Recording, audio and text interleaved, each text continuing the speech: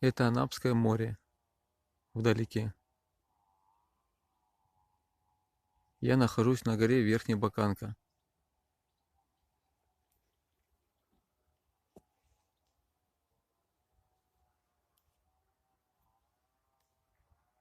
Это телевизионная вышка.